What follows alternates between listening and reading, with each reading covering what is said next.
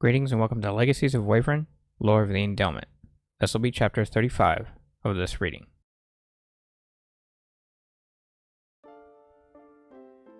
Once in Nebraska, we scattered from each other to try and break up the fights that were all over Bassett. In addition to the fights, a lot of humans within the area yelled in anger as to tell us to leave their world. There were about 10 fights going on. Most were Kexons that sided with Father against Sentinels that sided with Death. Amazingly, one of the fights was Yojin against Tak. Of course, Tak was only angry at Yojin for killing one of his followers in our busted street race. Then there was the fight with Death against JJ. Death believed that JJ still sided with Father and wanted nothing more than to destroy what was left of the Empire, which was why the fight broke out. After a few minutes, I had settled some of the fights by killing off the Kexons that sided with Father, while also having to kill off the Sentinels that sided with Death. They still believed that I was with the Empire, even though I told them that I wasn't. Of course, what Kexon is going to listen to a Kexon? It was the same for my friends and family. I jolted over to stop the fight between Tak and Yojin, ramming into the Sentinel with my left shoulder to motion him away. I then turned to the suited man and asked, "What's going on here, Tak?" "Piss off, Emperich," he barked. "Really, Sentinel? Really?" Unlike how humans use the word Emperich, people from Wavryn use Emperich as a means to insult those that followed the will of the Empire. Most of the time, Kexons used it to insult just about everyone they came across, but it was a very ignorant way to express oneself. "Not only is this between me and faggot here, up yours!" Yojin yelled as he made an arm gesture towards the Sentinel. However, Tak continued, "Because he killed Algan, but because I believe he sides with that butthole father of yours." "That's bullshit," Yojin yelled as he tried to lunge forward to attack the Sentinel. Quickly, I motioned to hold my friend back just to see if I could stop both of them for a moment, still trying to understand what was really going on. Yojin struggled. He yelled, "I don't work for that punk-ass bitch, and it's not my fault that you idiots sent someone who couldn't handle the job. That's your fault." He then raised his voice a bit more and shouted, "That's your fault!" "Enough, Yojin!" I yelled, shoving my friend back. I then turned to Tak again and said, "Forget it, dude. There's nothing more you can do now." "Like hell there isn't," the Sentinel yelled, quickly taking off his hat with his right hand and tossing it aside, while also ripping off his already damaged jacket. "I will avenge my comrade's death." He then raised his right hand up to point at Yojin and continued, "By taking the life that took my friends." "Back off, fool," Yojin said to me as he stared down Tak. "Like always, the only way to convince a Kexon is to kill it." Enough said.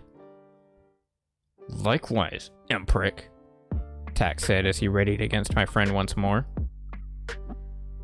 Several loud shockwaves crashed around the city, with the last sounding like a person being thrown into a building with a high impact. I glanced down at the city, then turned back to watch Tak and Yojin as I adjusted my glasses. Our friend pulled out his gold knuckles and placed them on his hands as he calmly said, "Sounds like JJ's getting his ass whooped." Tak gave a smirk as he chuckled and cracked some of his own knuckles, then calmly responded, "Good. Now let's end this." Yojin got into his fighting stance, similar to that of a boxer, and said, "Best tap out JJ, Ray. I got this." I hovered away from the two fighters as I looked over at my friend and asked, "What for?" Yojin smiled, then replied, "Like always, Kexons are very deceitful." "I'll make you eat those words, Emperich," Tak barked. "Fuck you, bitch." Yojin then glanced over at me and said, "Later, my lord." I smiled and turned away to head towards JJ's fight, while I said, "Later, chocolate chip." As I flew away, I heard Yojin laugh, Then he called out, "White boy!" I flew down into the city and fast walked about 5 blocks down some random street, where I saw JJ pull himself out from a wall. He was amazingly unscathed and just dusted some of the debris off his shoulders. Death, in his darkness form, walked out from a hole in a building across from JJ. Sentinel stepped out without his jacket and hat as well, with the rest of his clothes slightly ripped from fighting. Yet the Kexan's clothes were still perfectly intact, as impossible as that sounds. After JJ brushed himself off, he looked over at me with a smile and said, "Greetings, Zaec. How you doing?" Standing about 15 feet from him, I stared at him confused and replied, "Fine. You?" "Been better, I suppose." He looked back at Death, changing his smile to a blank stare as he arrogantly asked, "You done yet?" Death stood hunched forward as he panted, while angrily gazing at his undamaged foe, and replied, "I'm surprised, Jericho. You're no joke. Of all the ancients, you've managed to keep yourself very well maintained in power.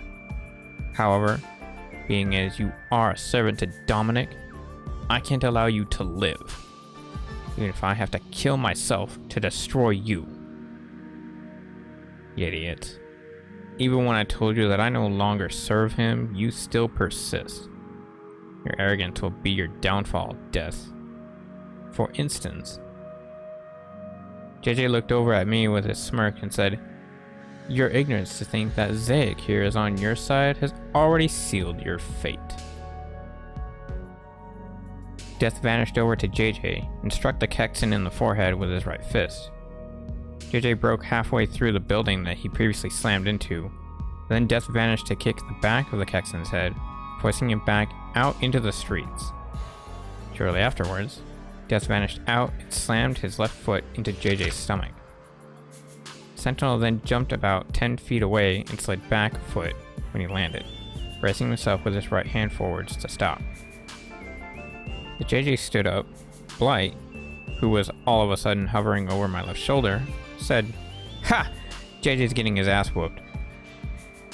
"When did you come in?" I asked, glancing over at the annoying ball of energy that never shuts the hell up, and then looked back over to watch JJ fake getting beaten up by Death. Blight flew around my head once, then said, "I had to kill these 2 dumbasses that were fighting over some stupid shit. I killed the Kexan that was working for Dominic, that bastard. Then, all of a sudden, the guy he was fighting turned around and tried to kill me, that bastard. I don't even know why. So I took him out too, just to be safe, that bastard." "Shut up, Blight. Your daughter's insane. Hey, just like you." I adjusted my glasses again and said, "Please leave. I really don't like you bugging me with this situation going on right now." "Will do, my lord." Blight then flew off towards Serena, knowing that he wasn't really going to do anything other than bug her. I'm sure he didn't kill those 2 other people as well. Death threw JJ straight down into the pavement from about 100 feet up, then aimed both of his hands down and fired small rapid bursts of dark energy. He caused dust and debris to fly up and out as he continued to try and obliterate the Kexan, only stopping to fly over to me, thinking he had finally won. Sentinel went to stand a foot away from my left side, then charged one last shot into his right hand and threw it at where JJ was, as hard as he could. The blast made a huge dome explosion, nearly as bright as the sun, fading away when Death stood himself up straight and adjusted his shirt as he began panting again. However, his tie fell off once he lowered his hands. Death glanced at me and said, "As you can tell, I'm pissed." "Is that so?" I asked, not really caring of what the Sentinel had to say. He continued to watch and make sure that JJ didn't pop up again, while he said, "For one, I'm pissed that your friend killed Algan over a stupid car race. And 2, the fact that you haven't helped any of us fight against your father's loyal guards and assassins. And Death tried to slap the back of my head with his right hand, but I quickly grabbed his wrist with my left hand and gripped it tight enough to pierce my claws into his skin. With that, I looked over with hateful eyes, while he looked over at me in anger and slightly in pain. A few seconds after that, Serena and the others flew down behind us as Fox giggled, her right hand up at her lips and her left hand on her waist. As the Sentinel looked back at my friends and family, confused, Fox lowered her right hand and said, "They weren't so tough. Guess even darkness can't help make Kexen strong enough to stand against my Wolfie." My allies laughed from that. Then Death gave an angry expression at the Alicans as he yelled, "You bitch!" Just then, laughter came from where JJ was pummeled into the ground. The Kexen stood as he went to face us and said, "You see? In the end, Death, nothing you do will ever amount to anything." The Sentinel looked over in a slight bit of fear to see that his enemy had survived the attack, while JJ continued, "Like me, your powers can't grow over time or with simple training. Our natural-born powers are all we've got left. And since you don't have your normal powers, you're even more weak than I. Which means you've lost this fight far before it even began." With that, I clenched my hand even more as I bent Death's arm down and forced him to kneel before me. As I did, Sentinel looked up at me and said, "Let go of me, Endelment!" JJ turned his eyes to me and said, "Zaec, if you really wish to end all of this, I'll let you decide who you wish to kill. But I must warn you." I motioned my eyes towards JJ as he continued, "If you side with these Sentinels, I know for a fact that you won't be able to stop Dominic when he shows his face." "Endelment," Death pleaded, "don't give in to the Emperor's deviance." I just tightened my grip on Death's wrist even more, then turned back to him and said, "Though JJ may be my enemy in other ways, so are you, Sentinel." "How can you say that, Endelment, after all I've done for you? What makes me your enemy?" Death then raised his voice and yelled, "Was it not I who showed you the ways of your true self? Was it not I who helped you advance your powers to become one of the most powerful beings in existence?" I looked over at JJ as I charged a large amount of dark red energy into my right hand. Then as it formed into a sphere, I said, "Come to think of it." I quickly threw the sphere of energy into the air, then turned back to Death and said, "No, you weren't." "Why, you..." I threw the Sentinel forward to push JJ out of the way. Then I raised my right hand up with just my index and middle fingers pointed out to quickly swing down and aim them at the ground. With that, I called the sphere of energy that I threw to jolt down and ignite on impact with Death that slammed him into the ground, creating a large dome explosion that reached 30 feet high and 40 feet wide in diameter. As the blast cleared, JJ flew up about 50 feet from where I had pushed him, called out, "A wise decision, my lord. As always, you should never trust a Kexen." He laughed at that, then said, "In fact, not even me." I stood myself up straight and watched JJ, who laughed a bit more. Then he turned his back to me and said, "Farewell, Endelment." JJ teleported away and left nothing but the sound of his evil laughter behind, echoing throughout the area, till the sky above quickly turned black with storm clouds. Ah, storm clouds. I love them. When the clouds formed, I sensed Yojen's life essence disappear. I adjusted my glasses and turned around to see Tak walking towards me from behind, only to continue onwards to death. He picked up his leader with his right hand to help him stand, then both turned to me in great anger, ready to confront their new rival. Serena walked over to my left side and asked, "You think you can handle this?" "I've never been in a fight I couldn't handle," I replied. Besides, I've got something they don't. What? I reached for the cassetic crystal with my right hand, lowering it at my right side as I replied, "Brace yourself."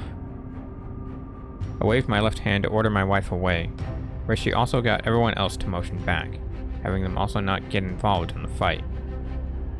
Lightning came afterwards and started rapidly flashing above, with loud echoing thunder following each strike. The rain came to pour down on us quickly, while I called out, "You know, I never did like you Sentinels. There was just something about you that made me want to straight up punch you all in the face."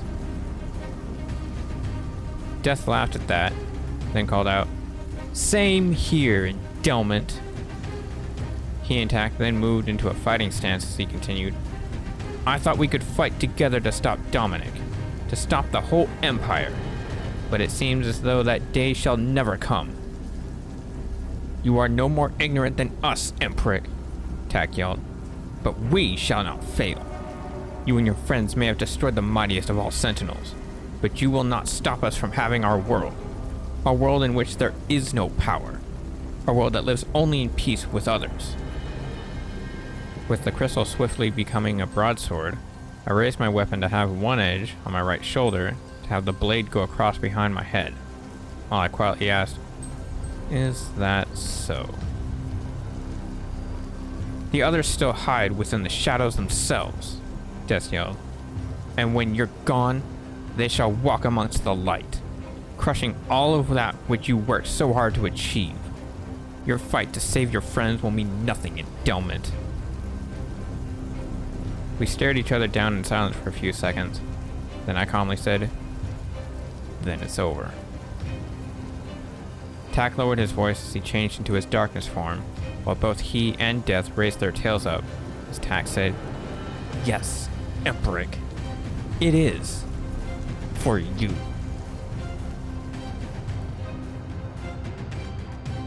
This concludes the reading of Chapter 35. Thank you all for watching and listening. If you like what you've seen and heard, there will be a link to my physical works in the description below. That being said, stay safe, take care, and we'll see you again next week, reading Chapter 36.